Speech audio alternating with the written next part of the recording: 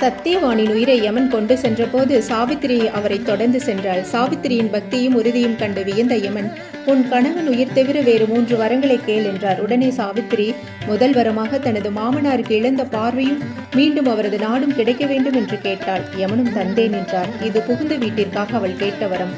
இரண்டாவதாக தனது தந்தைக்கு ஆண் வாரிசு வேண்டும் என்று கேட்டாள். அதையும் யமன் தந்தேன் என்றார். இது தனது பிறந்த வீட்டிற்காக கேட்ட வரம். 3வது வரம் தான் திருப்புமுனையான வரம்.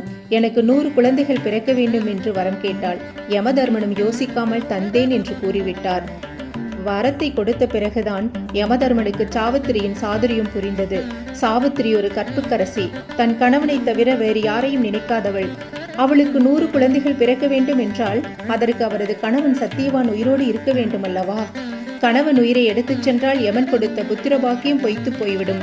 தர்மராஜன் என்று அழைக்கப்படும் யமதர்மன் தன் வாக்கு தவறியவர் ஆகிவிடுவார்.